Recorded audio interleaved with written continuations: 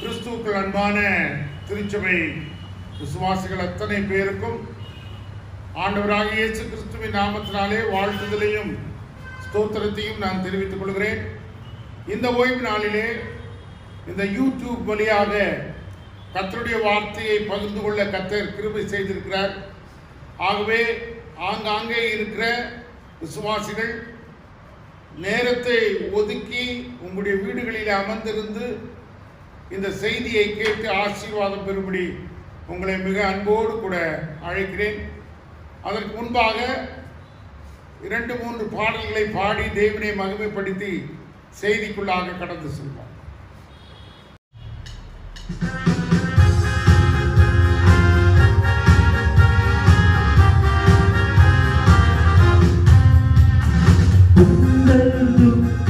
சந்தோஷமாய் மாறும் உங்கள் கவலைகள் கண்ணீர் எல்லாம் மறைந்துவிடும்.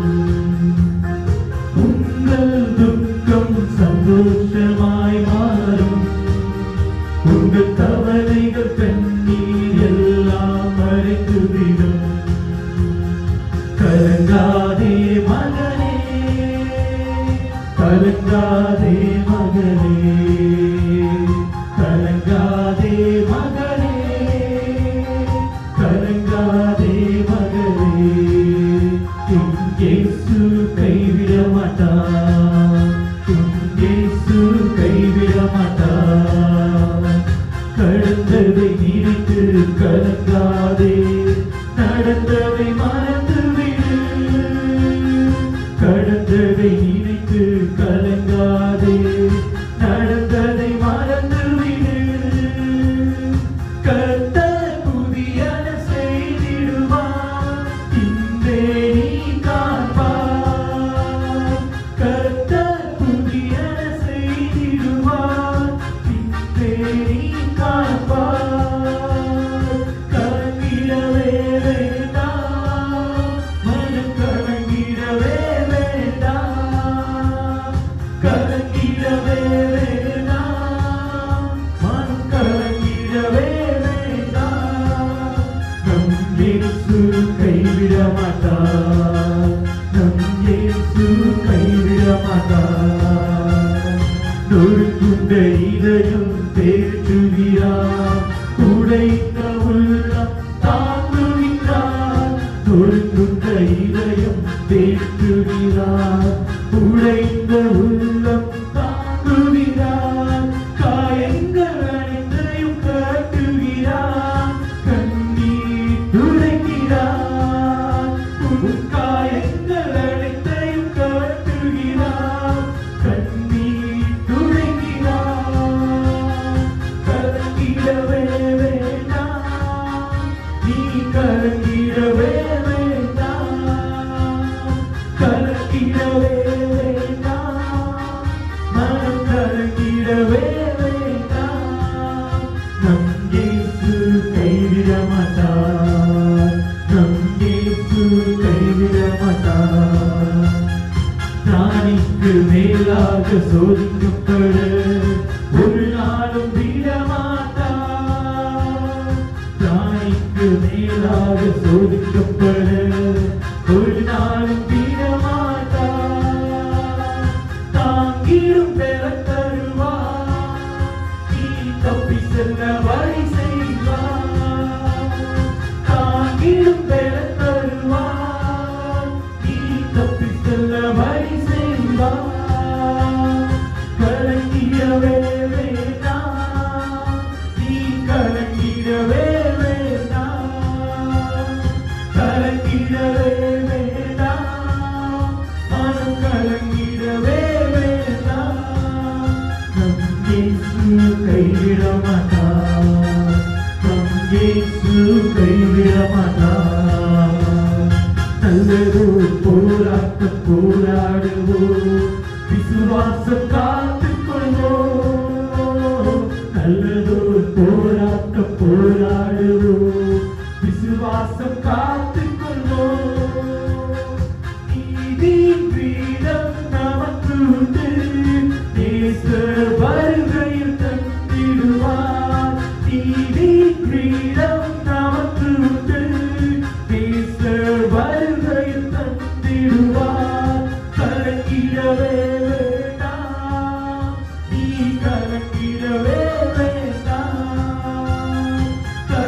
கலங்கிடவே வேண்டாம், மனம் கலங்கிடவே வேண்டாம். நம் இயேசு கைவிட மாட்டார், நம் இயேசு கைவிட மாட்டார். எங்கள் துக்கம் சந்தோஷமாய் மாறும், எங்கள் கவலைகள் கண்ணீர் எல்லாம் மறைந்துவிடும். எங்கள் துக்கம் சந்தோஷமாய் மாறும், எங்கள் கவலைகள் கண்ணீர் எல்லாம் மறைந்துவிடும். கலங்கிடவே மாட்டோம், நாங்கள் கலங்கிடவே மாட்டோம், கலங்கிடவே மாட்டோம், நாங்கள் கலங்கிடவே மாட்டோம். நம் இயேசு கைவிட மாட்டார், நம் இயேசு கைவிட மாட்டார்.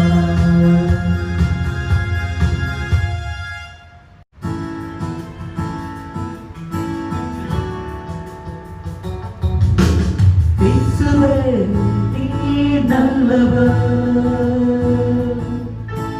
இயேசுவே நீர் நல்லவர்.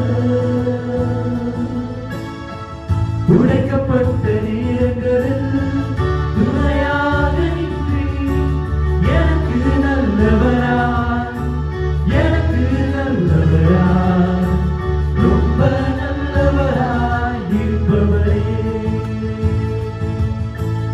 எனக்கு நல்லவராய், எனக்கு நல்லவராய், ரொம்ப நல்லவராய் இருப்பவரே. எப்படி நான் நன்றி உமக்கு சொல்லுவேன், செய்த நன்மைகள் ஏராளமே. எப்படி நான் நன்றி உமக்கு சொல்லுவேன், செய்த நன்மைகள் ஏராளமே. ரட்சிப்பின் பாத்திரத்தை எடுத்துக்கொண்ட பாதத்தை ஓயாமல் முத்தம் செய்கிறேன். இயேசுவே, ரட்சிப்பின் பாத்திரத்தை எடுத்துக்கொண்ட பாதத்தை ஓயாமல் முத்தம் செய்கிறேன். இயேசுவே நீர் நல்லவர், இயேசுவே நீர் நல்லவர். உடைக்கப்பட்ட நேரங்களில் துணையாக நின்று எனக்கு நல்லவராய், எனக்கு நல்லவராய், ரொம்ப நல்லவராய் இருப்பவரே.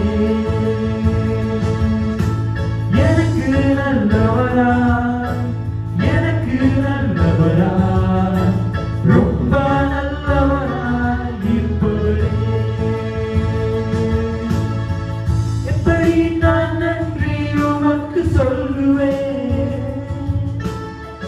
செய்த நன்மைகள் ஏராளமே. எப்படி நான் நன்றி உமக்கு சொல்லுவேன், செய்த நன்மைகள் ஏராளமே. ரட்சிப்பின் பாத்திரத்தை எடுத்துக்கொண்டு பாதத்தை ஓயாமல் முத்தம் செய்கிறேன். இயேசுவே, ரட்சிப்பின் பாத்திரத்தை எடுத்துக்கொண்டு பாதத்தை ஓயாமல் முத்தம் செய்கிறேன். இயேசுவே நீர் நல்லவர், இயேசுவே நீர் நல்லவர். உடைக்கப்பட்ட நேரங்களில் துணையாக நின்று எனக்கு நல்லவராய், எனக்கு நல்லவராய், ரொம்ப நல்லவராய் இருப்பவரே. எனக்கு நல்லவராய், எனக்கு நல்லவராய், ரொம்ப நல்லவராய் இருப்பவரே. ரொம்ப நல்லவராய் இருப்பவரே. கிறிஸ்துவுக்குள் அன்பானவர்களே, இன்றைக்கு நாம் சிந்திக்க போகிற ஒரு காரியம் என்ன என்று சொல்லி நாம் பார்ப்போமானால், who is this man called Jesus? இயேசு என்று சொல்லப்படுகிற இந்த மனிதன் யார்? இன்றைக்கு உலகம் என்ன பேசிக் கொண்டிருக்கிறது? ரெண்டு காரியத்தை நான் உங்களுக்கு சொல்லிக்கொள்ள விரும்புகிறேன். ஒன்று தியாலஜி. தியாலஜி என்றால் ஆண்டவரை குறித்து அறிந்து கொள்கிறதான ஒரு காரியம், அறிந்து கொள்கிறதான ஒரு படிப்பு, தெரிந்து கொள்கிறதான ஒரு காரியம். உலகத்திலே ஆண்டவராகிய தேவனை குறித்து அறிந்து கொள்வதனாலே வருகிற ஆசீர்வாதங்கள் என்ன என்று சொல்லி வேதத்திலே நீங்கள் பார்ப்பீர்களானால், மனிதன் வாழ்வதற்குரிய உண்மையான வழிவாசல்களை ஆண்டவர் உருவாக்கி இருக்கிறார் என்பதை நீங்கள் மறந்து போகக்கூடாது. இன்னொன்று ஐடியாலஜி. ஐடியாலஜி என்று சொன்னால், மனிதன் இன்றைக்கு தேவனுடைய அறிவை குறித்து அவன் பேசுவதில்லை, தேவனை குறித்து பேசுவதில்லை, அவருடைய ஞானத்தை குறித்து பேசுவதில்லை, அவருடைய தத்துவங்களை குறித்து பேசுவதில்லை, அவருடைய வாழ்க்கை முறைமைகளை பற்றி பேசுவதில்லை, கர்த்தர் நமக்கு வைத்திருக்கிற ஆசீர்வாதங்களை குறித்து பேசுவதில்லை. ஆனால் ஐடியாலஜியை பேசுகிறவன் யார் என்று சொன்னால், பொருளாதாரத்தை குறித்து பேசுகிறான். இன்னைக்கு நாட்டிலே இருக்கிற பொருளாதாரம், எப்படி பொருளாதாரம் வளரும், என்ன செய்வது, எப்படி செய்வது என்று சொல்லி, ஏன் விழுந்தது என்று சொல்லி எல்லாம் பேசி பொருளாதார கொள்கைகளை மனிதன் பேசுகிறார். It's called ideology. இன்னொன்று பேசுகிறான் பொலிட்டிக்கல். அப்படியானால் அரசியல் கொள்கைகளை பேசுகிறான். பொருளாதார கொள்கை ஒன்று, அரசியல் கொள்கைகளை பேசுகின்றான். அரசியல் கொள்கைகளை பேசி அதற்கு முக்கியத்துவம் கொடுக்கின்றான். அருமையான தேவனுடைய பிள்ளைகளே, நம்முடைய வாழ்க்கையிலே காணப்படுகிற உன்னதமான காரியங்களை நாம் அறிந்து செயல்பட வேண்டியதாக இருக்கிறது.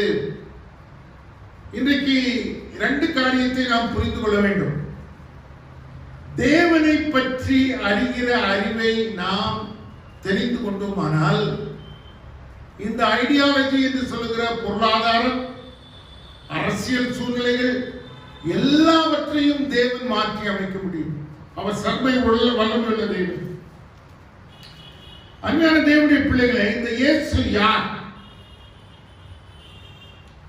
இவர் ஒரு முக்கியமான நபர் மாத்திரம் அல்ல. இவரை போன்ற ஒருவர் இந்த உலகத்திலே வாழ்ந்ததில்லை. அது மாத்திரமல்ல, இவரை பற்றி அநேகர் பேசி இருக்கிறார்கள். அந்த நாட்களிலே ரோம அரசாங்கத்திலே இருக்கிற யூதர்கள் பொருளாதார கொள்கையையும் அரசியல் கொள்கைகளையும் வைத்து இயேசுவின் மேலே நிறைய புகார்களை சொன்னார். அவர் ரோம பேரரசுக்கு விரோதி என்று சொன்னார். ஆனால் ஆண்டவராகிய இயேசு கிறிஸ்து என்ன சொன்னார்? ராயனுடையதை ராயனுக்கும் தேவனுடையதை தேவனுக்கும் செலுத்துங்கள் என்று சொன்னார். ஒரு முறை சீசர்கள் வரி கட்டவில்லை என்று சொன்னபோது ஒரு மீனின் வாயிலிருந்து பணத்தை எடுத்து வரி செலுத்தும்படியாக ஆண்டவர் சொல்லிக் கொடுக்கிறதெல்லாம் நீங்க பார்க்கணும். ஆண்டவர் மனுக்குலத்தின் அரசியலுக்கு விரோதமானவர் அல்ல. ஆனால் அதையும் ரட்சிக்கும்படி இயேசு கிறிஸ்து இந்த உலகத்துக்கு வந்தார். அந்த இயேசு கிறிஸ்துவை குறித்து நாம் பார்க்கிற போது சரித்திரபூர்வமாக அநேகர் அவரை வெறுத்தார்கள். அவரை தள்ளி வைத்தார்கள். They ignored him. சில பேர் அவரை நேசித்தார்கள். அவர் நம்முடைய பாவத்திற்காக மரித்தார் என்பது, மரிக்கப் போகிறார் என்பதை அவர்கள் ஏற்றுக்கொள்ளவில்லை. 2000 வருஷத்துக்கு முன்பாக இயேசு கிறிஸ்து தன்னுடைய தச்சனுடைய வேலையை விட்டு, அவருடைய ஒர்க் ஷாப்பை விட்டு ஊழியத்தை ஆரம்பிக்கிறார். அவருடைய ஊழியத்தில் நாம் பார்க்கிற போது அவருடைய ஞானத்தையும் அறிவையும் குறித்து மக்கள் பார்த்தபோது, அவர் 12 வயதாக இருக்கிற போது எருசலேம் தேவாலயத்தில் பெரியவர்களோடு கூட பேசும்படி அமர்ந்திருக்கிறார். மக்கள் அங்கே ஆலயத்தில் இருக்கிற பிரதான மக்கள், பிரதான ஆசாரியர்கள், வேதம் படித்து அறிந்த அநேக ஆண்டவரை குறித்து அறிந்த ஞானிகள் அவருடைய ஞானத்தை குறித்து பிரமித்து போகிறார்கள் என்று சொல்லி நாம் பார்க்கிறோம். அப்படிப்பட்ட ஆண்டவரை அநேகர் பின்தொடர ஆரம்பித்தார்கள். அப்படியானால் இந்த இயேசுவை பற்றி இந்த நாளில் நாம் என்ன புரிந்திருக்கிறோம் பெரியமானவர்களே? ஒருமுறை இயேசு கிறிஸ்து தன்னுடைய சீஷனோடு பேசிக் கொண்டிருக்கும் போது ஆண்டவர் கேட்கிறார். என்ன கேட்கிறார்? யோவான் ஸ்நானகரை பார்த்து கேட்கிறார், மக்கள் என்னை குறித்து என்ன சொல்லுகிறார்கள் என்று சொல்லி கேட்கிறார். மத்தேயு 16 அதிகாரம் 13 வசனத்திலே நீங்கள் பார்க்கிறீர்கள். ஆண்டவராகிய இயேசு கிறிஸ்து கேட்கிறார், மக்கள் என்னை குறித்து என்ன சொல்லுகிறார்கள் என்று கேட்கிறார். ஆண்டவர் கேட்கிற கேள்விகளுக்கு பதில்கள், வித்தியாசமான பதில்கள் வந்தது. யோவான் ஸ்நானகன் சொன்னான், பழைய ஏற்பாட்டிலே காணப்படுகிற தீர்க்கதரிசியை போல நீரும் ஒரு தீர்க்கதரிசி என்று சொன்னான். பேதுருவை பார்த்து ஆண்டவர் கேட்கிறார், பேதுருவே, நீ என்ன என்னை குறித்து எண்ணுகிறாய் என்று சொல்லி கேட்கிறார். நீ என்னை குறித்து என்ன யோசிக்கிறாய் என்று கேட்கும் போது அவன் சொல்லுகிறான், நீ கிறிஸ்து, தேவனுடைய குமாரன். 15 வசனம் 16 வசனத்திலே நாம் பார்க்கிற போது, நீ மெய்யான ஜீவனுள்ள கிறிஸ்து, தேவனுடைய குமாரன் என்று பேதுரு சொல்லுகிறதை நாம் பார்க்கிறோம். பிரியமானவர்களே, இன்றைக்கு ஆண்டவராகிய இயேசு கிறிஸ்துவை அநேக கிறிஸ்தவர்கள் விசுவாசிக்கிறார்கள். அவருடைய பிறப்பின் காரியத்தை கொண்டாடுகிறோம். அவரை தாழ குனிந்து பணிந்து கொள்கிறோம். அவருடைய நாமத்தினாலே ஜெபிக்கிறோம். இயேசு என்ற நாமத்திலே வேண்டிக் கொள்கிறோம், பிதாவே என்று சொல்லி ஜெபிக்கின்றோம். அவர் இந்த நாட்களிலே, இந்த உலகத்திலே வாழ்ந்த நாட்கள் மிக அற்புதமான நாட்கள். மக்கள் அவரை குறித்து புதுமையாக பார்த்தார்கள். அப்படிப்பட்ட ஒரு மனிதனை, அப்படிப்பட்ட ஒரு மகத்தான ஒரு மனிதனை மக்கள் பார்க்க முடியவே இல்லை தன்னுடைய வாழ்நாளிலே. ஆண்டவராகிய இயேசு கிறிஸ்துவை குறித்து வேதவசனம் என்ன சொல்லுகிறது? அவர் மேசியா. மேசியா என்று சொன்னால் என்ன? எதிர்பார்த்து கொண்டிருக்கிறவர், மனிதனுடைய ரட்சிப்புக்காக வருகிற ஒரு ஆண்டவராகிய தேவன். மக்கள் அவரை உலகத்திலே காணப்படுகிற அநீதிகளும் போராட்டங்களும் பிரச்சனைகளும் கண்ணீரும் வேதனைகளும் அநீதிகளையும் கண்டு நசுக்கப்பட்ட மக்கள், மேசியா ஒருவர் இந்த உலகத்திலே வரப்போகிறார், அவருடைய வருகைக்காக நாங்கள் காத்திருக்கிறோம் என்று கண்ணீரோடு ஏங்கிக் கொண்டிருந்த நாட்கள். இந்த மேசியா யார்? தேவனுடைய குமாரன், உலகத்தின் இரட்சகர். அவர்தான் இந்த உலகத்தின் மக்களை ஆளுகை செய்ய வந்தவர். ஆளுகை என்று சொன்னால் அரசியல் ரீதியாக அல்ல, இந்த உலகத்தை ஆளுகை செய்வது. மனிதனுடைய வாழ்க்கையிலே சமாதானத்தையும் சந்தோஷத்தையும் அவன் இழந்து போன வாழ்க்கையை திரும்ப கொடுக்கும்படியாக, ரட்சிக்கும்படியாக அந்த இயேசு கிறிஸ்து இந்த உலகத்திலே வந்தார். திரும்ப வரப்போகிறார். ஆண்டவராகிய இயேசு கிறிஸ்துவை நம்புகிற ஒவ்வொரு மனிதனுடைய பொறுப்பு என்ன என்று சொன்னால், உங்களுடைய பொறுப்பு, என்னுடைய பொறுப்பு என்னவென்றால், we have to respond to his word. அவருடைய வார்த்தைக்கு நாம் என்ன பண்ணணும்? செவி கொடுக்கணும். அது மாத்திரமல்ல, we have to believe him. அவரை விசுவாசிக்க வேண்டும். we have to follow him. அவரை பின்பற்ற வேண்டும். அது மாத்திரமல்ல, we have to serve him. எத்தனை பேர் அவரை விசுவாசிக்கிறீங்க? அவரை நம்புகிறீர்கள்? உங்களுடைய வாழ்க்கையின் சூழ்நிலைகளுக்கு, ஒரு மாற்றத்தை உண்டு பண்ணுகிறவர், ஒரு ரட்சிப்பை கட்டளையிடுகிறவர், ஒரு மாற்றத்தை உண்டு பண்ணி உன்னை வாழச் செய்கிற தேவன் என்று எத்தனை பேர் விசுவாசிக்கிறீர்கள்? அவரை பின்பற்றுவதனாலே வருகிற ஆசீர்வாதங்களை எத்தனை பேர் அனுபவித்துக் கொண்டிருக்கிறீர்கள்?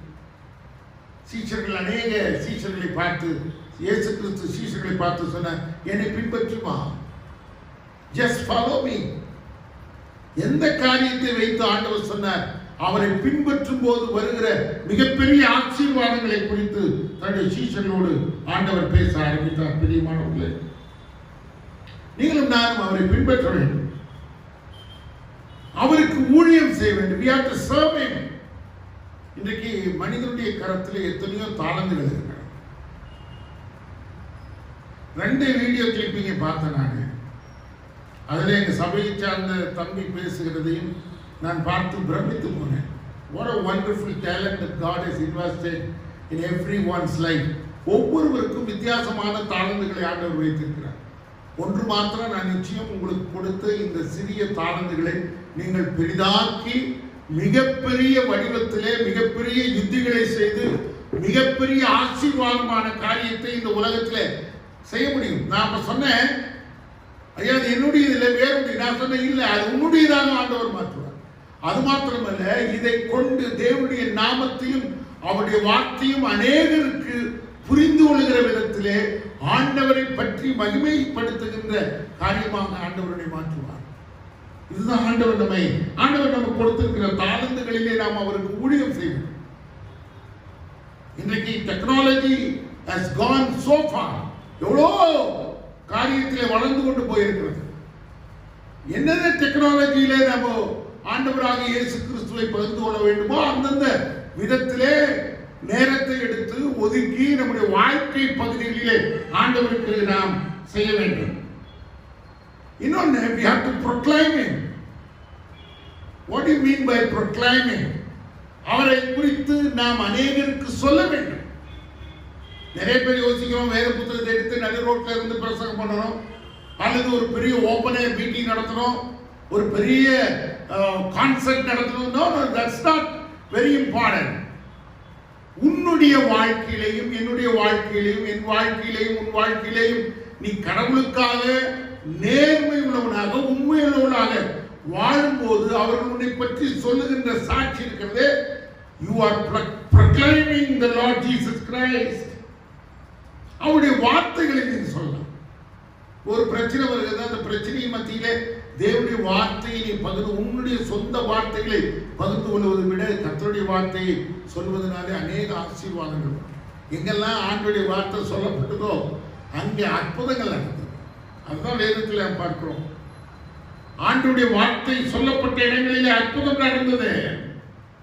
நீங்களும் நானும் அவரை நேசிக்கணும். பிரியமானவர்களே, இன்றைக்கு நம்முடைய வாழ்க்கையை மாற்றி அமைத்த ஆண்டவர் அவர் மாத்திரமே. நம்முடைய வாழ்க்கையை மாற்றி அமைக்கிற ஆண்டவர் அவர் மாத்திரமே. இன்றைக்கு நீங்களும் நானும் அவரை இரட்சகராக ஆண்டவராக நம்பிக்கைக்குரியவராக ஆராதித்துக் கொண்டிருக்கிறோம். ரட்சிப்பு யாரிடத்திலிருந்து வருகிறது? ஆண்டவராகிய இயேசு கிறிஸ்துவினிடத்திலே இருந்து வருகிறது என்பதை நாம் மறந்து போகக்கூடாது. அப்படியானால் what are the Jesus attributes? அவருடைய மகத்துவங்கள் என்ன, அவருடைய காரியங்கள் என்ன என்பதை குறித்து நாம் அறிந்து கொள்ள வேண்டும். இன்னைக்கு நிறைய பேர் இயேசு கிறிஸ்துவை பற்றி பேசுகிறதை காட்டிலும் அநேகர் பேசுகிறது பரிசுத்த ஆவியானவரை குறித்து பேசுகிறார்.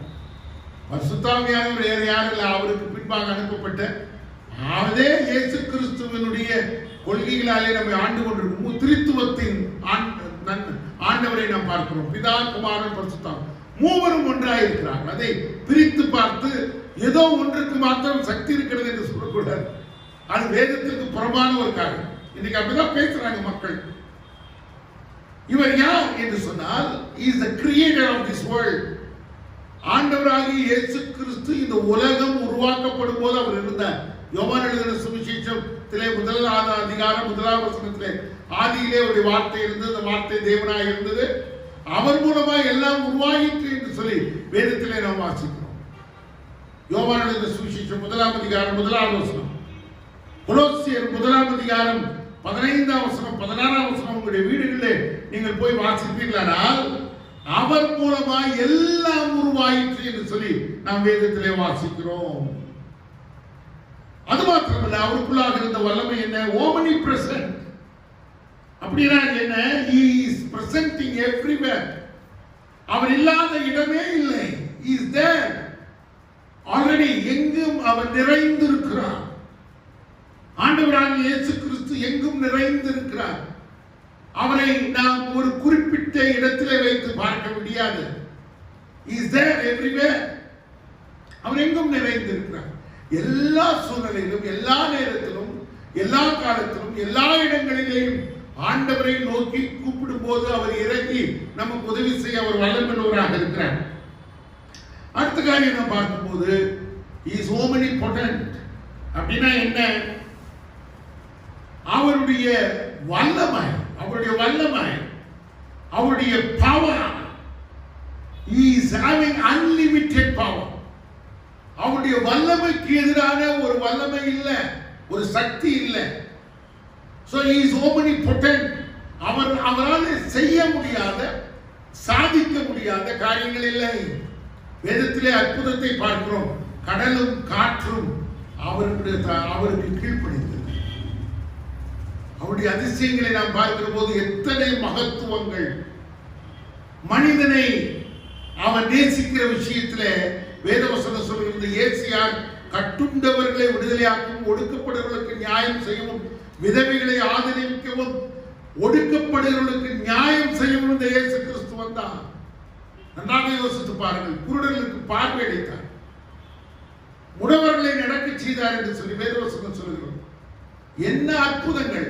அவரை விசுவாசித்து அவரை பின்பற்றின அவருடைய சீடர்கள் அவரை காட்டிலும் பெரிய அற்புதங்களை செய்ய முடியும் என்று ஆண்டவர் சொல்கிறார். இன்றைக்கு நாம் உலகத்திலே பார்க்கும்போது தேவனை விசுவாசிக்கிற சாதாரண ஒரு விசுவாசி ஜெபிக்கின்ற போது உலகத்தின் அற்புதத்தை காட்டிலும் பெரிய அற்புதத்தை நீங்கள் காண முடியும் என்பதை நாம் மறந்து போகிறார். அவர் சகல வல்லமையுள்ள தேவன். அடுத்தது ஓம்னிசைன்ட். அப்படின்னா என்ன? Knowing everything. அவருக்கு தெரியாத ஒண்ணு இல்லை. எல்லாம் அறிந்தவர். அவருக்கு எல்லா காலங்களும் தெரியும், நடைமுறைகளையும் தெரியும். அவருக்கு தெரியாத ஒரு காரியமே கிடையாது. He knows everything about you and me. உன்னையே என்னை குறித்து ஆண்டவர் நல்லா அறிந்திருக்கிறார். இது உலகத்தின் மக்களை குறித்து அறிந்திருக்கிறார். தாவீது சொல்லுகிறானே, உம்முடைய நீர் என்னை குறித்து என்னுடைய உள்ளந்திரியங்களை ஆராய்ந்து அறிந்திருக்கிறீர். You know me everything, nothing to hide. இன்னொரு இடத்துல தாவீது சொல்கிறான், வானத்துக்கு ஏறினாலும் அங்கே இருக்கிறீர், பாதாளத்தில் படுக்கை போட்டாலும் அங்கே இருக்கிறீர், மலைகளுக்கு பின்பாக ஒளிந்து கொண்டாலும் அங்கே இருக்கிறீர், உம்முடைய கண்களுக்கு மறைவாக நான் எங்கே போக முடியும்? He is there everywhere. எல்லா இடங்களிலும் ஆண்டவர் இருக்கிறார். இப்படிப்பட்ட ஆண்டவர் யார்? He is a merciful God. இரக்கமுள்ள தேவன். அருமையான தேவனுடைய பிள்ளைகளை, என்னை கேட்டுக்கொண்டிருக்கிற தேவனுடைய மக்களே, ஆண்டவர் இரக்கமுள்ள ஆண்டவர். உன்னுடைய காரியங்களை பார்க்கும்போது அவர் இறங்கி உனக்கு உதவி செய்கிற விஷயத்தில் கண்டிப்பாக செய்வார். அவர் இரக்கமுள்ள தேவன், கருணை உள்ள ஆண்டவர். அவரிடத்திலே நீங்க எப்போதும் we can do free call, இல்லையா? free call any time that you can call him. அவர் அந்த நேரத்தில் இறங்கி உனக்கு உதவி செய்ய அவர் வல்லமையுள்ளவராக இருக்கிறார். அது மாத்திரமல்ல, he is eternal. eternal என்ன சார்? eternal என்று சொல்லுகிற போது அவர் எல்லா காலத்திலும் இருக்கிறவர், எப்போதும் இருக்கிறவர், அழியா வரம் பெற்றவர். அவரிடத்தில் அழிவில்லை. அவர் வாழ்ந்து கொண்டிருக்கிறார். அவர் எப்பொழுதும் இருக்கிறார். அருமையான தேவனுடைய பிள்ளைகளே, அவர் நிறைவாய் எங்கும் நிறைந்திருக்கிறார். He is a God who is existing everywhere. எல்லா இடங்களிலேயும் ஆண்டவர் இருக்கிறார்.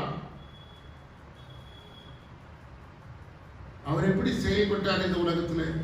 பிதாவாகி தேவனாக, குமாரனாகி இயேசு கிறிஸ்துவாக பரிசுத்த ஆவியானவராக, ஆறுதல் செய்கிறவராக, தேர்தல் செய்கிறவராக இந்த உலகத்திலே தம்மை வெளிப்படுத்தினார். அவரை குறித்து சொல்லும்போது is a God, is a sinless man. அவர் பாவம் அறியாத பரிசுத்தம் உள்ள தேவன். ஆகவேதான் மனிதனுடைய பாவத்திற்காக சிலுவையிலே அவர் தன்னுடைய ஜீவனை கொடுத்தார். மக்கள் தன்னுடைய பாவ நிவர்த்திக்காக ஆடுகளையும் புறாக்களையும் கோழிகளையும் பன்றிகளையும் வெட்டி கன்றுகளையும் வெட்டி தன்னுடைய பாவ நிவர்த்தியை ரத்தம் சிந்துவதன் மூலமாக நிறைவேற்றினார். மறுபடியும் அவருடைய வாழ்க்கையிலே பாவம் பிரவேசிக்கும் போது திரும்ப திரும்ப பலி செலுத்துதல் நடந்தது.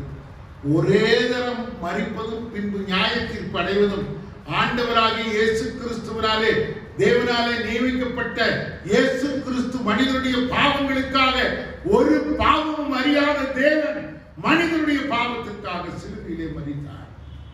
He is a sinless God. பாவம் அறியாதவர், completely sinless God.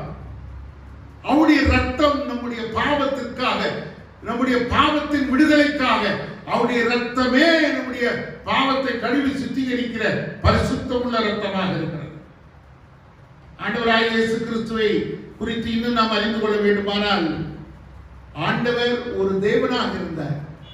He is 100% God, 100% human. 100% ஆண்டவராக 100% மனிதனாக இந்த உலகத்திலே வாழ்ந்து எதற்காக ஆண்டவர் மனிதனாக வெளிப்பட்டார் என்ற வார்த்தைக்கு அர்த்தத்தை நாம் கணிக்கிறோம். அவர் ஆண்டவர் மனிதனாக வெளிப்பட்டதின் காரணம் மனிதனுடைய பலவீனங்களை புரிந்து கொண்டு, வேதவசனம் அப்படிதான் சொல்லுது, நம்முடைய பலவீனங்களின் மத்தியிலே அவர் நமக்கு உதவி செய்ய வல்லமை உள்ளவராக இருக்கிறார். என்னை கேட்டுக்கொண்டிருக்கிற அருமையான தேவனுடைய பிள்ளைகளே, எப்படிப்பட்ட பலவீனத்திலே நாம் இருந்தாலும், எத்தனைப்பட்ட பலவீனமாய் நாம் வாழ்ந்து கொண்டிருந்தாலும், உன்னுடைய பலவீனத்திலே உன்னை பலப்படுத்துகிற ஆண்டவர். அதனாலதான் ஆண்டவர் மனுஷனாக இந்த உலகத்துக்கு வெளிப்பட்டார். ஒரு மனிதன் பரிசுத்தமாக வாழ முடியும் என்பதை தன்னுடைய வாழ்க்கையின் மூலமாய் மனுஷீக வாழ்க்கையிலே நிரூபித்து காட்டினார். ஆகவே அவர் இந்த உலகத்திலே மனுஷனாக பிறந்தார். அருமையான தேவனுடைய பிள்ளைகளே, அடுத்தது அவருடைய காரியங்களை நாம் பார்ப்போமானால், வேதவசனத்திலே நாம் பார்ப்போமானால் அவருடைய குவாலிட்டி, டியட்டி, அவருடைய தன்மைகள் என்ன என்று சொல்லி நாம் பார்ப்போமானால், அவர் பரிசுத்தமும் பரத்துக்கேற்ற கொள்கைகளை உரியவரும். அவரை குறித்து நாம் யோசிப்போமானால், he was a perfect God. அவரிடத்தில் ஒரு குறைவும் நாம் பார்க்க முடியாது. அவர் பரலோகத்திற்குரியவராய், அவர் தெய்வத்தன்மை உடையவராக அவர் இருந்தார் என்பதை நாம் மறந்து போகிறார். அடுத்தது அவரை குறித்து நாம் வேதத்திலே வாசிப்பது virgin birth. virgin என்று சொல்லுகிற போது எந்த விதமான உடலுறவு கொள்ளாமல் பிறக்கின்ற ஒரு கடவுள் பரிசுத்த ஆவியினாலே கற்பம் தரித்து பிறந்தார். virgin, அவருடைய பிறப்பு மனித ஒத்தாசையினாலே அல்ல, தெய்வீக ஒத்தாசையினாலே. யோசிக்கலாம், நீங்க என்ன இப்படி சொல்றீங்க? மனுஷனை கடவுள் உருவாக்க முடியுமானா? தன் கரத்தினாலே செய்து அவருடைய நாசியிலே சுவாசம் ஊத முடியுமானால் அவருடைய பிறப்பில் என்ன அதிசயம் இருக்கிறது? அருமையான தேவனுடைய பிள்ளைகள், கர்த்தராலே கூடாதது ஒன்றுமில்லை. மரியா கேட்கிறாள், இது எப்படி ஆகும்? நான் புருஷனை அறியேனே. அப்பொழுது தேவதூதன் சொல்லுகிறார், மரியாதை பயப்படாதே, உன்னதத்தில் உற்பத்தியாக இருப்பது பரிசுத்த ஆவியினாலே உண்டாயிருக்கிறது. நீ ஒரு குமாரனை பெறுவாய், அவருக்கு இயேசு என்று பெயரிடுவாயாக. இயேசு என்ற பெயருக்கு, ஏனெனில் அவர் தமது ஜனங்களின் பாவங்களை நீக்கி ரட்சிக்கிற ஆண்டவர் என்று வேதவசனம் சொல்கிறார். அப்படியானால் இன்றைக்கு ஆண்டவராகிய இயேசு கிறிஸ்து எங்கே இருக்கிறார்? Where is he? எங்கே தேடிக்கொண்டிருக்கிறோம்? இங்கேயும் நிறைய பேர் போனோம், வேளாங்கண்ணி போய் பார்க்கிறோம், இல்லைன்னா தூர இடமா பிரயாணம் செய்து 3 நாள் ஃபாஸ்டிங் பிரேயர்ல உட்கார்ந்து பார்க்கறாங்க, இயேசுவை காண முடியுமா? ஒருவேளை தூர இடமா பிரயாணம் பண்ணி தனித்திருக்கும் போது இயேசுவை காண முடியுமா? இயேசு எங்கே இருக்கிறார்?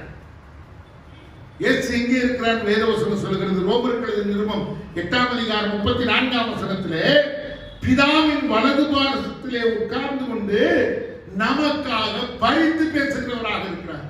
அந்த வசனத்தை நீங்க ஸ்கிரீன்ல பார்க்கலாம். நல்ல கவனிங்க. பிதாவின் வலது பாரசத்தில் உட்கார்ந்து கொண்டு நமக்காக பரிந்து பேசுகிற ரோமர் 8:34 வசனம்.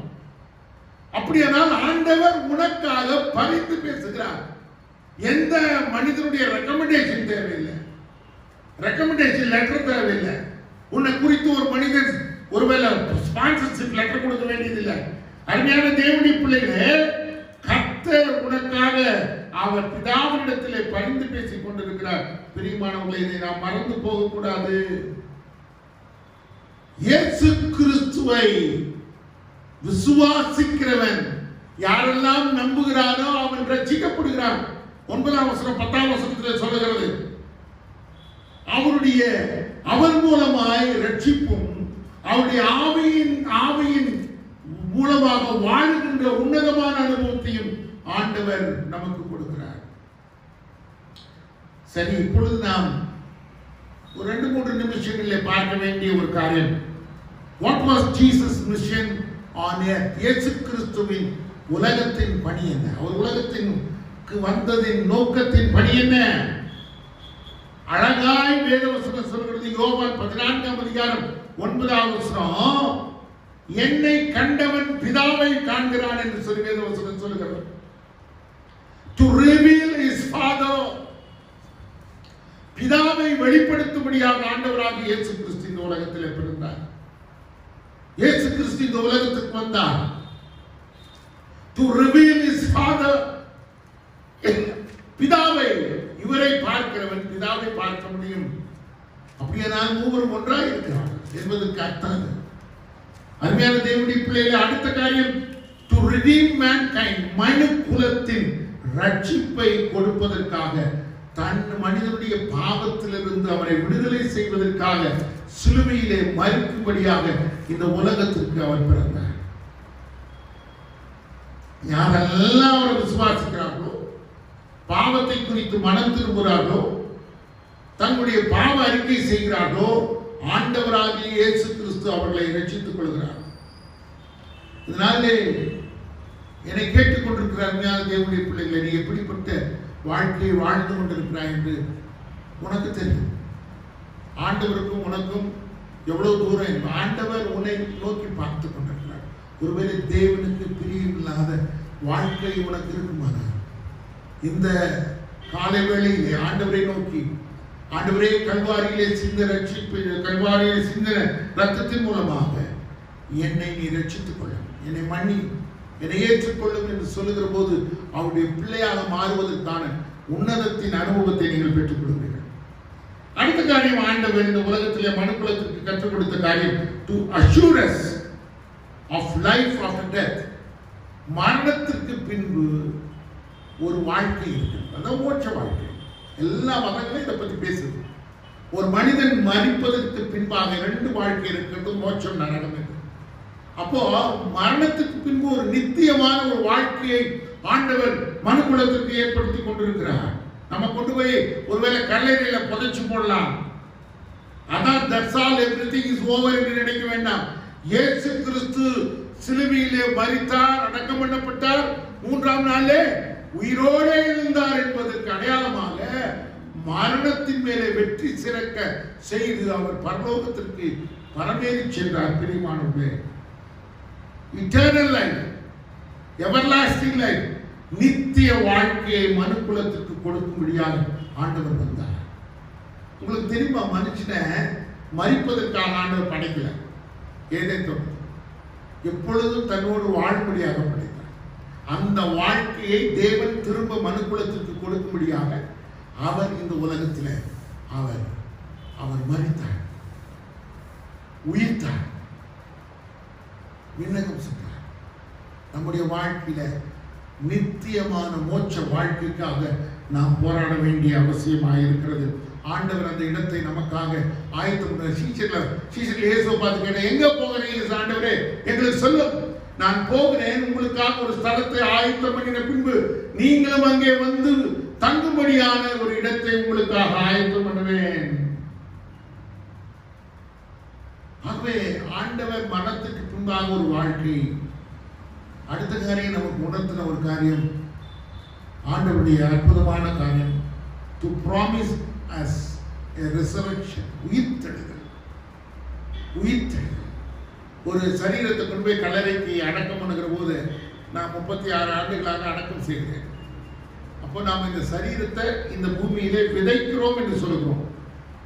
இந்த வசனத்தை நாம் யோசிக்கணும். 1 கொரிந்தியர் 15:20 வசனம், 51 வசனத்திலிருந்து 58 வசனம் வரைக்கும் நாம் பார்க்கலாம். 1 தெசலோனிக்கர் 4 வசனத்திலிருந்து 18 வசனம் வரைக்கும் நம்ம பார்ப்போமானால், ஆண்டவராகிய தேவன் நமக்கு உயிர்த்தெழுதலின் வல்லமையை ஆண்டவர் கொடுத்திருக்கிறார். அப்படியானால் when he returns back, அவர் திரும்ப வரும்போது உயிர்த்தெழுந்த நம்மை அவரோடு கூட அவர் அழைத்துக் கொண்டு போகிறார். யோவான் எழுதின சுவிசேஷம் 10 வசனத்திலே நாம் வாசிக்கிற போது, to give an abundant life, நித்திய வாழ்க்கையை ஆண்டவர் நமக்கு கொடுக்கிறார் என்று சொல்லப்படுகிறது. நித்திய வாழ்க்கை. எத்தனை பேர் நித்திய வாழ்க்கைக்காக ஆசைப்படுகிறோம்? ஒரு பிரச்சனை வச்சா செத்தா நல்லா இருக்கும்னு நினைக்கிறோம். இமிசையா செத்து போனா நல்லா இருக்கும். எப்ப சாவு வருதுன்னு தெரியாது. வந்தா கூட நல்லா இருக்கும், செத்து கூட நல்லா இருக்கும். நான் ஏன் வாழ்ந்து கொண்டு இருக்கிறேன் என்று நினைக்கிற உன் வாழ்க்கையிலே நித்திய வாழ்க்கையை கொடுக்கிற ஆண்டவர் இருக்கிறார். அந்த வார்த்தையெல்லாம் நம்ம பேசக்கூடாது, மறந்துடணும். செத்து போனா நல்லா இருக்கும். யோசனை பண்ணி பாருங்க, இந்த கொரோனா, இந்த COVID-19 வந்த உடனே யார் சாகிறதுக்கு ஆசைப்படுறாங்க சொல்லுங்க பார்க்கலாம். பயந்து ஓடி ஓடி ஓடி ஓடி மாஸ்க் மேல மாஸ்க், இந்த கை கழுவுவதற்கான ரசாயன பொருளை கையில போட்டு கழுவி குளிச்சு சுத்தம் பண்ணி மக்கள் சிதறி ஓடுகிறார்கள். எந்த ரூல் போட்டாலும் கேட்க மாட்டாங்க. சாகிறேன்னு சொன்னா வீட்டுக்குள்ளேயே அடங்கி கொண்டிருக்கிறாங்க. எவ்வளவு பெரிய ஆச்சரியம். விஷயம் தெரியாதவங்க என்ன சொல்றாங்க, கிறிஸ்தவனுக்கு கொரோனா வியாதி தொத்து பத்தாது. அதெல்லாம் எவ்வளவு துணிகரமான வார்த்தைகள். அப்படிலாம் கிடையாது, எல்லாருக்கும் தொத்தும். கிறிஸ்தவனுக்கு விதிவிலக்கு கிடையாது. நம்ம பாதுகாத்துக் கொள்ளணும். இந்த உலகத்திலே பாவம் நிறைந்த உலகிலே பாவம் செய்யாமல் பாதுகாத்துக் கொள்ள தேவன் நம்மை அழைத்திருக்கிறார். வியாதி நிறைந்த உலகத்திலே வியாதியிலிருந்து வெற்றி பெறும்படியாக பாதுகாப்பாய் வாழும்படி அழைத்திருக்கிறார். அந்த வார்த்தையை சொல்லக்கூடாது. அப்படின்னா மற்றவங்களுக்கு வரணும் அர்த்தமா? ஆண்டவர் உலக மக்கள் அனைத்தையும், எல்லா மதத்தினரையும் ஆண்டவர் நேசிக்கிறார். He loves everyone of this world. எவ்வளோ பேர் இருந்தாலும், எத்தனை கோடி மக்கள் இருந்தாலும், இந்த உலகத்தின் மக்கள் எந்த மதத்தை சார்ந்தவர்களாக இருந்தாலும் அவர்களை ஆண்டவர் நேசிக்கிறார். அவர்களுக்கு நித்திய வாழ்வை கொடுக்கிறார். பிரியமானவர்களே, அப்படியானால்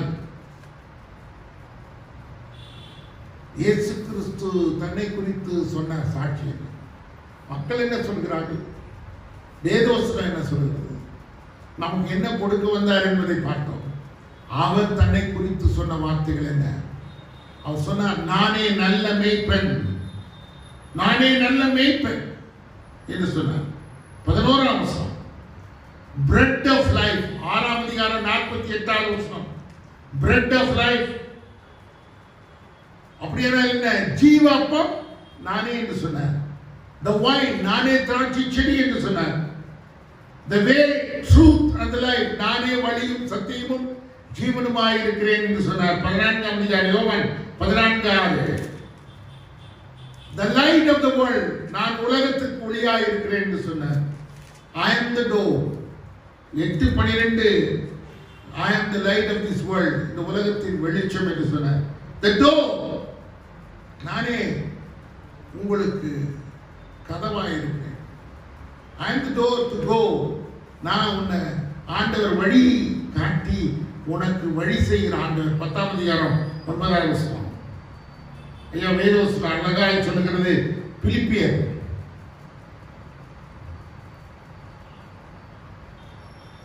பிலிப்பியர் 2ஆம் அதிகாரம் 9ஆம் வசனத்திலிருந்து நான் வாசிக்கிறேன். ஆதலால் தேவன் எல்லாவற்றுக்கும் மேலாக அவரை உயர்த்தி, யாரை உயர்த்தி? இயேசு கிறிஸ்துவை உயர்த்தி, எல்லாவற்றுக்கும் மேலாக அவரை உயர்த்தி, இயேசுவின் நாமத்தினால் வானோர் பூதலத்தோர் பூமியின் கீழாளருடைய முழங்கால் யாவும் முடங்கும்படிக்கு பிதாவாகிய தேவனுக்கு மகிமையாக இயேசு கிறிஸ்து கர்த்தர் என்று நாவுகள் யாவும் அறிக்கை பண்ணும்படிக்கு எல்லா நாமத்துக்கும் மேலான நாமத்தை அவருக்கு தந்தளினார். என்ன அழகான பெயர் பாருங்க. எல்லா நாமத்திற்கும் மேலான நாமம். His name is above every name. எல்லா நாமத்திற்கும் மேலான நாமம். இன்னொரு வசனத்தை நாம் வாசிப்போம். அப்போஸ்தலர் 4ஆம் அதிகாரம் 12ஆம் வசனத்திலே நாம் வாசிப்போம். நான் அவரை குறித்து சொல்லப்பட்டிருக்கிற காரியம் என்ன என்று சொல்லி பார்க்கிறோம். அவரே இல்லாமல் ரட்சிப்பில்லை, அவரே இல்லாமல் ரட்சிப்பில்லை என்று சொல்லி வேதவசனம் சொல்லுகிறது. அது மாத்திரமல்ல, இயேசு கிறிஸ்துவை குறித்து சொல்லுகிற ஒரு காரியம், அவருடைய பெயர் இண்டிகேட்ஸ், அவருடைய நாமம் சொல்லுகிறது, அவருடைய பணி சொல்லுகிறது. அவர் யோசேப்பின் இடத்திலே தேவதூதன் தரிசனமாகி சொல்கிறார். மத்தேயு 1ஆம் அதிகாரம் 21ஆம் வசனம், He shall call his name Jesus. அவர் இயேசு, அவருக்கு இயேசு என்று பெயர்வாயாக. ஏனென்றால் அவர் தமது ஜனங்களின் பாவங்களிலிருந்து நம்மை ரட்சிக்கிறவர் என்று மத்தேயு 1ஆம் அதிகாரம் 21ஆம் வசனத்திலே சொல்லுகிறார். அப்போ he is a deliverer, நம்மை ரட்சிக்கிறவர், அவருடைய பணி நம்மை ரட்சிப்பவர் என்று சொல்லி. அது மாத்திரமல்ல, யோவான் 3ஆம் அதிகாரம் 16ஆம் வசனம், தேவன் தம்முடைய ஒரே பேரான குமாரனை விசுவாசிக்கிறவன் கெட்டு போகாமல் நித்திய ஜீவனை அடைபடுத்தி அவரை தந்தருளி உணவாய் இந்த உலகத்தில் அன்பு கூர்ந்தார். தன் குமாரனாகிய, தம்மால் அனுப்பப்பட்ட குமாரனாகிய இயேசு கிறிஸ்துவே அந்த ஆண்டவர். அந்த ஆண்டவர் இயேசு கிறிஸ்துவை போல யாரும் இந்த உலகத்தில் இல்லை. He never wrote a book. அவர் ஒரு பெரிய புத்தகத்தை எழுதவில்லை. ஆனால் அவரை குறித்து பேசப்படுகிற சப்ஜெக்ட் இன்னைக்கு எல்லாராலும் அவர் பேசப்படுகிறார். He never wrote a book. பெரிய புத்தகங்கள் இல்லை, அவர் எழுதல. அவர் எழுதாவிட்டாலும் அவரை குறித்து இந்த உலகம் பேசுகிறது. He never wrote a song. என் பேத்தி என் கூட காரில் வரும்போது பாட்டு பாடுமான்னா, பாடுன்னு சொல்லி பாடும். என்ன பாட்டு பாடும்? அவளே ஒரு பாட்டு பாடுவான். இயேசுவே நீ நல்லவர், ஆண்டவரே என்னை குணமாக்குறவர், நீ நல்லவர்னு இவ்வளோ அழகான ராகம், தனி ராகம், எவ்வளோ அழகா இருக்கும் அது பார்க்கணும். He never wrote a song. ஆனால் இன்றைக்கும் அவர் பாடல் எழுதவில்லை என்றால் அநேகருடைய வாயிலே அவருடைய பெயர் உச்சரிக்கப்படுகிறது. He never owned a home. அவருக்கு வீடு கிடையாது. பைபிள் சொன்னது மனுஷகுமாரனுக்கு தலை சாய்க்க இடமில்லை. ஆனால் உனக்கும் எனக்கும் ஒரு இடத்தை ஆயத்தம் பண்ணி வைத்திருக்கிறார், நீங்க நானும் வந்து தங்குவதற்கு. He prepared a home for us. He never traveled more than 100 miles. 100 mile தூரத்துக்கு மேல அவர் பிரயாணம் செய்யல. ஆனால் இன்றைக்கு உலகம் முழுவதும் entire world is given his presence. அவருடைய பிரசன்னத்தை ஆண்டவர் கொடுத்திருக்கிறார் முழு உலகத்திற்கும். எத்தனை மைல் தூரம் பிரயாணம் செய்தார். ஒருவேளை அமெரிக்க தேசத்துக்கு நீங்க போனா 17 மணி நேரம் 24 மணி நேரம் பிரயாணம் பண்ணி போனாலுமே அங்க ஆண்டவருடைய பிரசன்னம் இருக்கிறது. அவர் ஒருவேளை 100 மைல் தூரம் பிரயாணம் பண்ணிருக்கலாம். இன்றைக்கு உலகம் அவரை அறிந்திருக்கிறது. அவருடைய பிரசன்னம் எங்கும் ஸ்தாபித்திருக்கிறது. அவர் என்னைக்குமே மெடிக்கல் லைசன்ஸ் வைக்கல, இன்சூரன்ஸ் வைக்கல அவருக்கு. ஏன் தெரியுமா? He is a great physician. அவர் ஒரு மருத்துவர், உன்னை குணமாக்குகிறவர், உன்னுடைய காயங்களை கட்டுகிறவர், நொறுங்குண்ட இருதயங்களை தேற்றுகிறவர், உன்னை குணமாக்குகிறவர். அவருடைய தழும்புகளால் நீங்களும் நானும் குணமாகிறோம் என்று சொல்லி வேதவசனம் சொல்கிறார். அவர் ஒரு பெரிய ஆர்மி நடத்தல சார். பெரிய கேப்டனா இருந்து நூற்றுக்கணக்கான ஆயிரக்கணக்கான போர் வீரர்களை வைத்து ஒருவேளை நியாயத்தை சம்பாதிப்பதற்காக, தன்னுடைய ராஜ்யத்தை கட்டுவதற்காக அவர் போராடவில்லை, போர் செய்யவில்லை. அருமையான தேவனுடைய பிள்ளைகளே, ஆண்டவர் தன்னை வெளிப்படுத்தினதோடு, தன்னுடைய அன்பை காண்பித்ததோடு, தன்னுடைய தன்னுடைய விருப்பத்தை சொன்னதோடு ஆண்டவர் தன்னை வெளிப்படுத்தினார். அவர் இந்த உலகத்தை ஆளுகிற இரட்சகராக வந்துவிட்டார். ஏரோது அவரை கொலை செய்ய முயற்சி செய்தார். அவரை கொலை செய்ய முடியவில்லை. ஆண்டவராகிய இயேசுவை பார்த்து பிசாசு அவரை சோதிக்க அநேக காரியங்களை சொல்கிறார். அந்த கல்லுகள் அப்பமாகும்படி செய்யும். அவர் பசியாக இருக்கும்போது சொல்கிறார். பிசாசை பார்த்து ஆண்டவர் சொன்னார், என்னை விட்டு ஓடிப்போ, பிசாசு எனக்கு பின்னாக ஓடிப்போ என்று சொன்னார். அது மாத்திரமல்ல, அவரை சிலுவையிலே தூக்கினார், சிலுவையிலே அறைந்தார், அவரை கொலை செய்வதற்காக. அருமையான தேவனுடைய பிள்ளைகளே, மரணம் அவரை பிடித்துக் கொள்ளவில்லை. கல்லறை திறக்கப்பட்டது.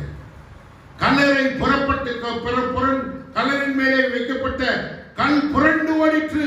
இயேசு உயிரோடு இருந்தார், அவர் இங்கே இல்லை என்று தேவதூதன் சாட்சி அறிவித்தான். உயிர்த்தெழுந்த பின்பு அநேக சீஷர்களுக்கு தரிசனமானார், அநேக இடங்களிலே பிரசன்னமானார், தன்னை வெளிப்படுத்தினார். அருமையான தேவனுடைய பிள்ளைகளே, மரணம் அவரை அடக்கி போட முடியவில்லை. கல்லறை அவரை உள்ளே வைத்திருக்க முடியவில்லை. எவ்வளவு பெரிய ஆசீர்வாதம் ஐயா! நிறைய காரியங்கள் வேதத்தில் அவரை பற்றி இருக்கிறது. ராஜாதி ராஜா, தேவனுடைய குமாரன், லேம்ப் ஆஃப் காட், ஆட்டுக்குட்டியானவர் தேவன், சாரோனின் ரோஜா, தேவர்களுக்கெல்லாம் மேலான ஆண்டவர். He is the most high priest, great high priest, பிரதான ஆசாரியர், மார்னிங் ஸ்டார், சமாதானத்தின் பிரபு, வண்டர்ஃபுல் கவுன்சிலர், அதிசயமான ஆலோசகர், இம்மானுவேல், நம்மோடு கூட இருக்கிறவர், வேர்ட் ஆஃப் காட், அவர் வார்த்தையாக இருக்கிறார், a prophet, அவர் நம்முடைய வாழ்க்கையை அவர் தீர்க்கமாக அறிந்தவர், அல்பா ஒமேகா, அவர் நேற்றும் இன்றும் என்றும் மாறாதவராக இருக்கிறார். நீங்களும் நானும் இன்று காலையிலே அவருக்கு எப்படிப்பட்ட காரியத்தை நாம் புரிந்திருக்கிறோம்?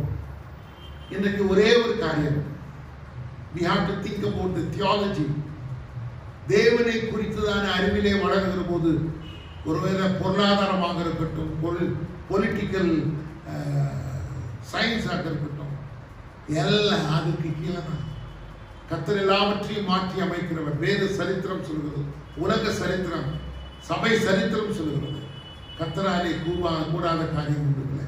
எதை பற்றி அதிகமாக பேசுகிறோம்? பொருளாதாரத்தை பற்றி பேசுகிறோம், அரசியல் சூழ்நிலைகளை பற்றி பேசுகிறோம், மனிதனுடைய யுத்திகளையும் மனிதனுடைய தாழ்ந்துகளை பற்றி பேசுகிறோம், டெக்னாலஜியை பற்றி பேசுகிறோம். Everything will come into end. Solomon ஞானி சொல்றார், மாயை மாயை, எல்லாம் மாயை, ஆண்டவர் ஒருவர் மாத்திரம் ஜீவிக்கிறவராய் உயர்ந்தவராக. Who is this man called Jesus? இயேசு என்று சொல்லப்படுகிற இந்த மனிதன் யார்? அவர் உலகத்தின் இரட்சகர், உன்னையும் என்னையும் ரட்சிக்கிறவர். அந்த ஆண்டவரை நோக்கி பார்ப்போமா? ஜெபம் செய்வோம். அன்புள்ள ஆண்டவரே, இந்த காலை ஆராதனை வேளையிலே உம்மை நோக்கி பார்க்கின்ற மகத்தான கிருபையை நீர் எங்களுக்கு தந்திருக்கிறீரே, அதற்காக உம்மை ஸ்தோத்திரிக்கிறோம். நம்முடைய வார்த்தை விதைக்கப்பட்டிருக்கிறது. நீ யார் என்று புரிந்து கொள்கிற ஒரு தருணத்தை எங்களுடைய வாழ்க்கையிலே நீ கட்டளையிட்டு இருக்கிறீர். இந்த நாளிலே கர்த்தராகிய இயேசு கிறிஸ்துவை விசுவாசி, அப்பொழுது நீயும் உன் வீட்டாரும் ரட்சிக்கப்படுவீர்கள். பவுலும் சீலாவும் சிறைச்சாலையில் இருந்தபோது, அவர்கள் பாடல் பாடின போது சிறைச்சாலை திறவுண்டது. சிறைச்சாலையின் காப்பாளர் சொல்கிறார், இந்த இயேசுவை அறிந்து கொள்ள நான் என்ன செய்ய வேண்டும்? ஆண்டவரே, உம்மை பார்த்த மக்கள் உமக்கு பின்பாக சீஷர்களாய் இன்றைக்கு உலகம் எங்கும் பரவி இருக்கிறார்கள். ஆண்டவரே, இன்றைக்கு நாங்கள் உம்மை விசுவாசிப்பதன் மூலம், உம்மை ஏற்றுக்கொள்வதன் மூலம், உம்மை எங்களுடைய ஆண்டவராக இரட்சகராக அறிந்து கொள்வதன் மூலம் எங்களுடைய வாழ்க்கை தரத்தையும் எங்களுடைய வாழ்க்கை சூழலையும் மாற்ற முடியும். எங்களுடைய வாழ்க்கையின் பகுதிகளை மாற்ற முடியும். எங்களுடைய வியாதிகளை, துக்கங்களை, கண்ணீரை, பிரச்சனைகளை, எங்களுடைய தேவைகளை, எங்களுடைய வேலை வாய்ப்பை, எங்களுடைய திருமண காரியங்களை, எங்களுடைய பிள்ளை பேரை, ஆண்டவரை எல்லாவற்றையும் கொடுக்க முடியும். தேவனாலே கூடாத காரியம் ஒன்றுமே இல்லை. விசுவாசிக்கிறோம். Lord, we just believe you, Lord. ஆண்டவரே, உம்மை நம்புகிறோம். We love you, Lord. ஆண்டவரே உம்மை நாங்கள் நேசிக்கிறோம். we want to serve you Lord. ஆண்டவரே உமக்கு நாங்கள் ஊழியம் செய்ய விரும்புகிறோம். we want to proclaim your name Lord. உம்முடைய நாமத்தை அநேகருக்கு அறிவிக்க விரும்புகிறோம். உமக்காக வாழ்ந்து கொள்ள விரும்புகிறோம். எங்களுக்கு உதவி செய்யும். எங்களையும் எங்களுடைய குடும்பத்தாரையும் ஆசீர்வதியும். ஆண்டவரே இந்த வசனத்தை கேட்கிற ஒவ்வொருடைய வாழ்க்கையிலையும் ஒரு மாபெரும் ரட்சிப்பையும் விடுதலையும் நீ கட்டளையிட்டு தார். உம்முடைய வார்த்தைக்காக நன்றி. இயேசுவின் மூலம் ஜெபம் கேளும் பிதாவே, ஆமென். நம்முடைய கர்த்தராகிய இயேசு கிறிஸ்துவுடைய கிருபை, பிதாவாகிய தேவனுடைய அன்பு, பரிசுத்த ஆவியானவருடைய அந்யோன்ய ஐக்கியம் இன்றும் என்றும் சதா காலங்களிலும் நம் அனைவரோடும் கூட தங்கி தெரிந்திருப்பதாக. ஆமென்.